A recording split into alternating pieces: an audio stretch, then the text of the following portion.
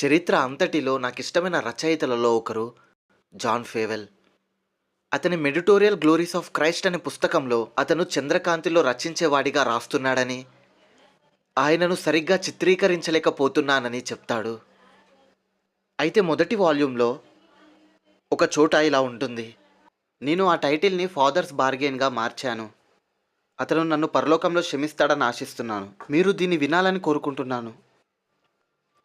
చాలా సంక్షిప్తంగా అతను సువార్తను పెట్టాడు. అనాది కాలంలో తండ్రి మాట్లాడుతూ ఇలా చెప్తున్నాడు, నా కుమారుడా, ఇక్కడ వారిని వారే పూర్తిగా నాశనం చేసుకున్న దయనీయమైన ఆత్మల సమూహం ఉంది.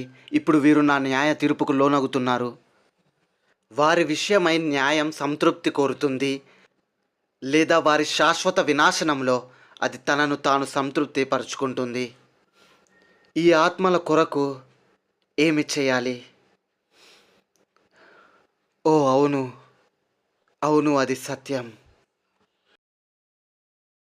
క్రీస్తు తిరిగి జవాబిస్తున్నాడు, నా తండ్రి, వారి పట్ల నా ప్రేమ జాలి కూడా అలాంటిదే. మీకు తెలుసా, క్రైస్తవ్యంలో అనేక అభిప్రాయాలున్నాయి, రిఫార్మ్డ్ సర్కిల్స్లో కూడా. అందులో ఒకటి మనం అర్థం చేసుకోవాల్సిన ఒక అద్భుతమైన సత్యం ఏంటంటే, దేవుడు తన సొంత మహిమ కొరకు ప్రతిదీ చేశాడు. అవును, అది సత్యం, సత్యం, సత్యం. కొన్నిసార్లు నేను వింటాను, ముఖ్యంగా యవన ప్రసంగికులు దీనిని ఎలా ఉపయోగిస్తారంటే, దేవుడు తన ప్రజలపై ఉంచిన ప్రేమను తగ్గించేలా. దేవుడు చేసిందంతా తన మహిమ కొరకు చేశాడు. ఇశ్రాయేలు అడుగుతారు ద్వితీయోపదేశకాండం 7లో, ఎందుకు మమ్మల్ని ప్రేమించావు అని. మరియు దేవుడు టాంటాలజీలో సమాధానమిస్తాడు, నేను నిన్ను ప్రేమించాను ఎందుకంటే నేను నిన్ను ప్రేమిస్తున్నాను అని. అవును, అది ఆయన సొంత మహిమ కొరకే. అయినప్పటికీ ఆయన మన పైన తన ప్రేమను ఉంచాడు. మరియు నాకు అత్యంత ప్రత్యేకమైన విషయం ఏంటంటే, క్రీస్తు పాపుల కొరకు ప్రేమతో శిలోపైకి వెళ్ళాడు, తన వధువు పట్ల ప్రేమతో. అదే ఇక్కడ ఫ్లేవెల్ చెప్తున్నాడు, ఓ నా తండ్రి, వారి పట్ల నా ప్రేమ జాలి కూడా అలాంటిదే. వారు నిత్య నాశనం చెందడం కంటే నేను వారి బాధ్యత తీసుకొని వారికి బదులుగా నిలుస్తాను. దైవం తప్ప మరి ఎవరు ఇలా చెప్పగలరు? తండ్రి, నేను వారికి బాధ్యత వహిస్తాను. ఆ తర్వాత ఇలా చెప్తున్నాడు, దీనిని వినండి. తండ్రి, వారు నీకు ఎంత రుణపడి ఉన్నారో ఆ సంపూర్ణ లెక్కను చూడనివ్వండి. ఆ తర్వాత ఆయన ఇలా చెప్తున్నాడు, ప్రభువా, వాటన్నిటినీ లోపలికి తీసుకురండి. ఓ, దీనిని వినండి, దీనిని వినండి. ప్రభువా, వాటన్నిటినీ లోపలికి తీసుకురండి. ఎలా అంటే, వారికి ఇక మీదట ఎటువంటి లెక్కలు ఉండకుండానట్లు. మీరు దాన్ని విన్నారా? ఇంకా ఆ తరువాత లెక్కలు లేకుండా విముక్తి, విముక్తి, సంపూర్ణ ప్రాయశ్చిత్తం, సంపూర్ణ బలి, విముక్తి, విముక్తి. ఇంకా ఎటువంటి చెల్లింపులు లేవు. మొత్తం లెక్కలన్నీ చెల్లింపబడ్డాయి. ప్రభువా, వాటన్నిటినీ లోపలికి తీసుకురండి.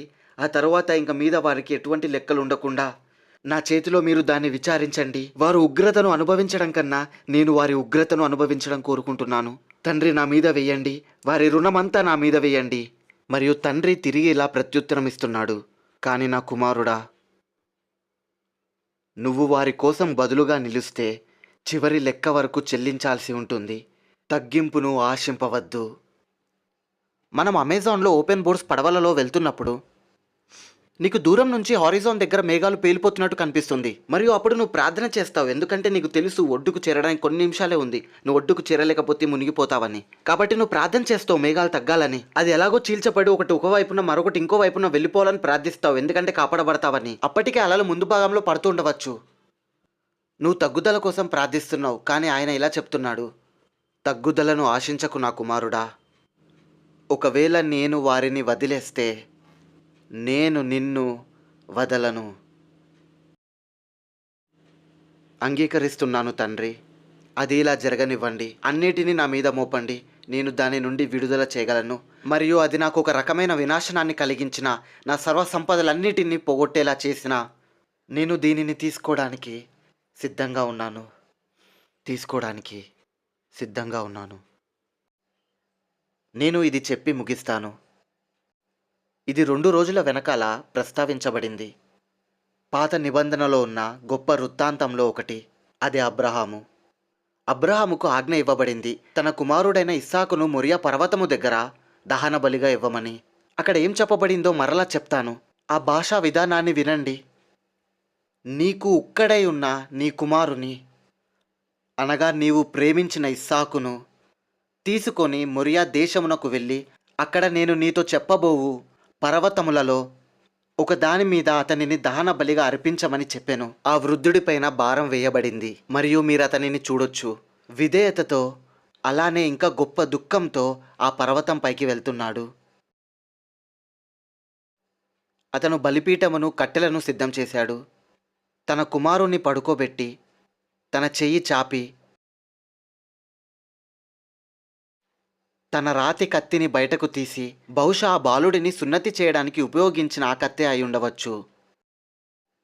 అతడు పైకి లేచి తన చెయ్యిని వెనక్కి తీశాడు. అతని చిత్తాన్ని దేవుని చిత్తానికి అప్పగించి, మరియు ఆ క్షణం అతని చెయ్యి ఆగిపోయింది. మరియు అబ్రహాముకి చెప్పబడింది, యెహోవా ఈరే, ఆయనే చూచుకున్నాడు, పొట్టేల్ని సమకూర్చాడు. నేను ధైర్యంగా ఉండాలనుకోవట్లేదు, అలానే ఈ మాటలను బట్టి ఎవరు నవ్వడం నాకొద్దు. నా సమక్షంలో యెహోవా ఈరే అన్న పదాన్ని ఇల్లు కోసమో, మెర్సిడెస్ కోసమో, లేదా ఆస్తుల కోసమో వాడకండి. ఎందుకంటే నా ప్రియ స్నేహితుడా, నీకు పెద్ద పోరాటం ఉంటుంది. ఆయన ఒక పొట్టేలును సిద్ధపరిచాడు. మరియు మనమందరం ఆ కథను విన్నప్పుడు, ఓహ్ ఓహో, ఎంత అద్భుతమైన ముగింపు ఈ కథకు అని అనుకుంటాం. ఎంత అందమైన ముగింపు. కాదు, అది ముగింపు కాదు, అది ఇంటర్మిషన్ మాత్రమే. సంవత్సరాల తర్వాత సంవత్సరాలు గడిచిపోయాయి. తెర మూయబడింది. అయితే 2000 సంవత్సరాల క్రితం అది మళ్ళీ తెరవబడింది. మరియు అక్కడ దేవుని కుమారుడు వ్రేలాడబడుతున్నాడు.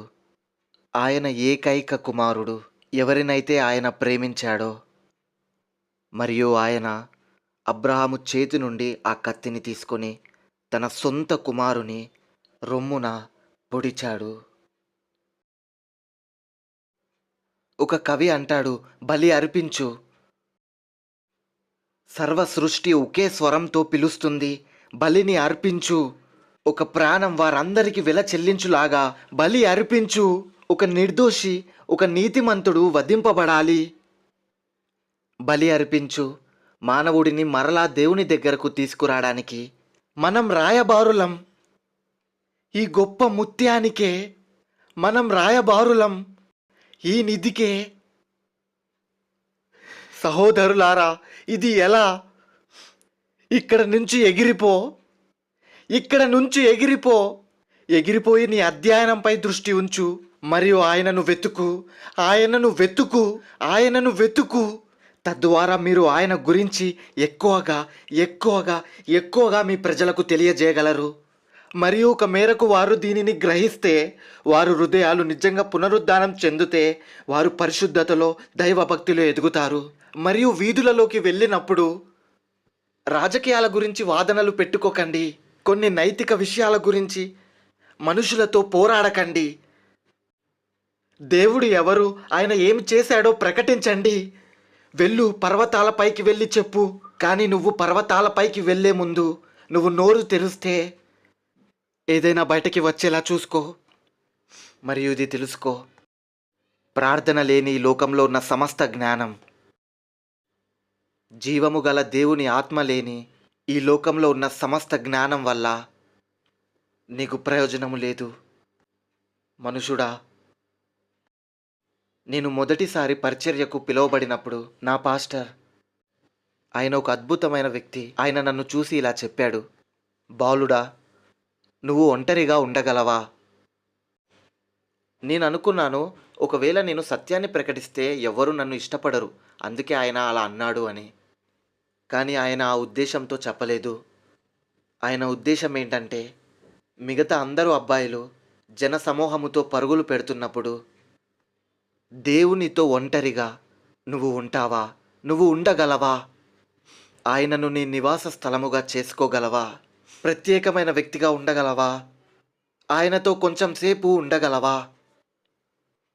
మనుషుడా, మనుషుడా, మనుషుడా,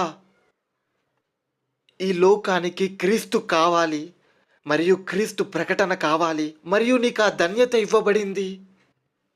క్రీస్తును ప్రకటించే ధన్యత. ఇప్పుడు నీ పని చెయ్యి.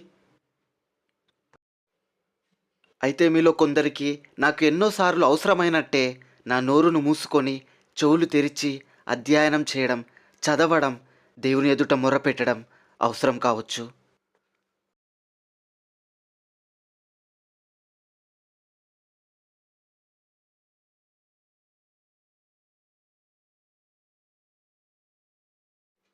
ప్రతిసారి మనం పులిపీఠం పైకి వచ్చినప్పుడు